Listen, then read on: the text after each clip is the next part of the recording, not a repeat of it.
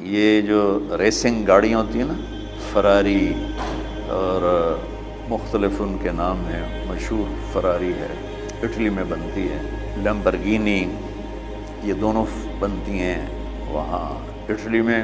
اور اس میں جو آدمی جا رہا ہو اس کے لیے سپیڈ لمٹ کی قید کوئی نہیں، ورنہ سب گاڑیوں پہ 120 کلومیٹر پر کہ اوپر جائیں گے تو جرمانہ ہوگا، لیکن جو آدمی لیمبرگینی میں جا رہا ہے یا فراری میں جا رہا ہے اس کے لیے کوئی جرمانہ نہیں، چونکہ وہ یوں کرو تو 1 سیکنڈ میں وہ 120 پہ چلی جاتی ہے، صرف اتنا کرنے سے شم ایسے جاتی ہے۔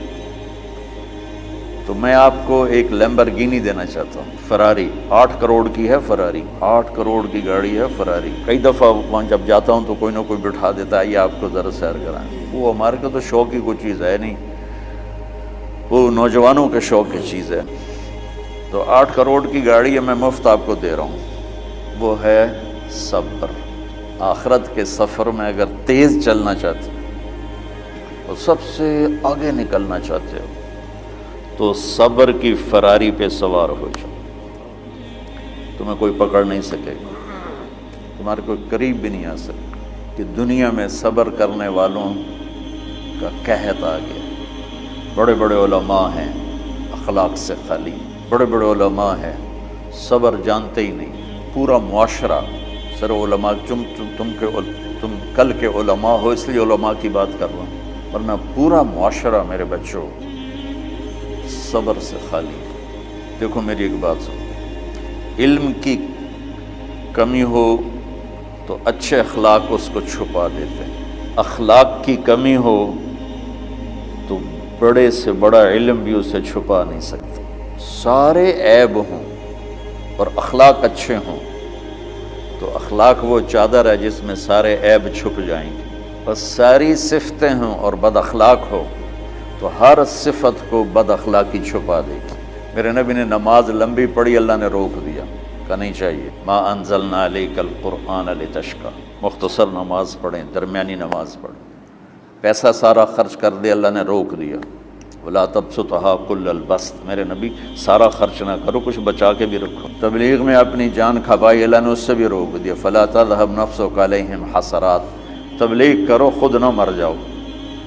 تبلیغ کتنا بڑا عمل ہے، اللہ نے کہا اعتدال، نماز کتنا بڑا عمل ہے، اللہ نے کہا درمیانہ ہاتھ رکھو، مال خرچ کرنا کتنا بڑا عمل ہے، اللہ نے کہا درمیانہ ہاتھ رکھو۔ جب میں نے اخلاق میں بلند پرواز دکھائی تو اللہ نے کہا شاباش انک لعلی خلق عظیم، میرا نبی میں آپ کو شاباش دیتا ہوں، آپ کے اخلاق بڑے عالی شان ہیں۔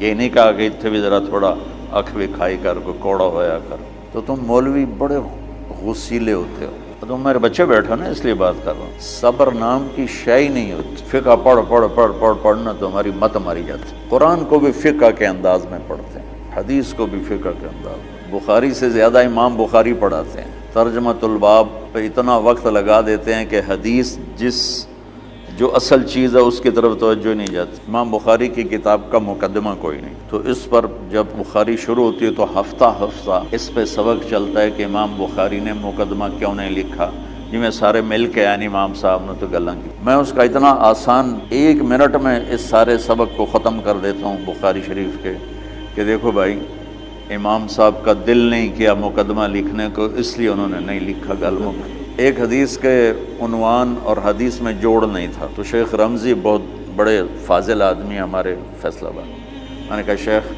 یہ جوڑ کوئی نہیں، کہ شیخ ھذا من اصعب ابواب البخاری، یہ بخاری شریف کے مشکل ترین ابواب میں سے۔ میں نے کہا بڑا آسان کام ہے، امام بخاری بھول گئے، ترجمہ کوئی اور تھا، حدیث کوئی اور لکھ دی، بھول گئے، بشر ہی تو ہیں، کیوں بچوں نے مصیبتیں پان دے۔ تو بچوں شوق سے جاؤ، بہانے نہ کرو، ہماری ذرا تھوک ڈال کے پیٹ میں درد، وہ شامہ پہ جان گیا پھر توڑیاں، ٹھیک ہے نا، میں زیادہ بول نہیں سکتا ہوں، ضروری سمجھ کے آیا تھا کہ تم خوشی سے جاؤ، پھر اس میں جو ناگواری آئے گی اسے برداشت کرو گے تو پھر آپ کا صبر بڑھے گا۔ तुम्हें सिर्फ मेरी शोहरत नज़र आती है। इसमें जितना मुझे सब्र करना पड़ा है वो तुम्हारे सामने नहीं है। जितनी कड़वी गोलियां मैंने खाई हैं लोगों से वो तो तुम्हें नहीं पता। अब तुम्हें इतना नज़र आता है कि वाह वाह हो रही है आगे पीछे लोग। मेरे अल्लाह का करम है, मेरी क्या औकात। आज हूँ कल मर जाऊँगा, औलाद को भी याद नहीं रहेगा कि तारिक जमील कौन था। जो है उस मेरे रब का करम है। मुझे अपनी शोहरत से कभी धोखा नहीं लगा। तो मेरे बच्चों इसलिए बता रहा हूँ, कोई फ़ख्र नहीं, कि मुझे अपनी शोहरत से कोई धोखा नहीं, एक लम्हे के लिए भी मुझे धोखा नहीं। मेरे दिल की गहराइयों में ये बात उतरी कि सब मेरे अल्लाह का फजल है। और बुराई करने वाला और अच्छाई करने वाला मेरी नज़र में बराबर हो गया है। बराबर होने का मतलब पहले समझो।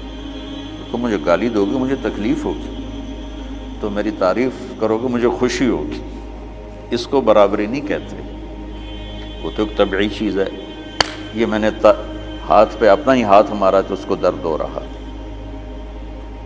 तो अगर मैं मौलवी शौकत साहब से बदतमीज़ी से बात करूँगा तो इनको तकलीफ़ होगी, और मैं इनकी कुर्बानियाँ बयान करूँगा। ये ज़रा खड़े हो ना, इधर हाथ दो। ये इस सारे नक्शे के बानी हैं। ये पहली ईंट है।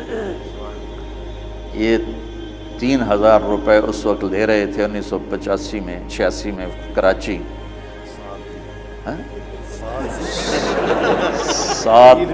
7,000 इनकी तनख्वाह थी, और मैंने इनको तुलंबे में बुलाया 900 रुपये महीने। लोग मेरी तारीफ़ करते हैं, मैं अल्लाह का शुक्र अदा करता हूँ, और उस पर मैं तकब्बुर में नहीं आता। ये है मदा और ज़म बराबर हो जाए, यानी तारीफ़ करना और बुराई करना बराबर हो जाने का मतलब ये नहीं है कि बुराई करना सुन के असर नहीं होता और तारीफ़ सुन के असर नहीं होता। नहीं, बराबर होने का मतलब बता रहा हूँ। उसकी तौफीक ताईद रहमत अपनी औलाद को बता रहा हूँ। कोई मेरी तारीफ़ करता है, मैं अल्लाह का शुक्र अदा करता हूँ और अपने आप को भूलता नहीं हूँ। कोई मेरी बुराई करता है तो मेरे दिल में उसके लिए कोई मनफी जज्बा नहीं पैदा होता। ये है अच्छाई बुराई को बराबर कर देना।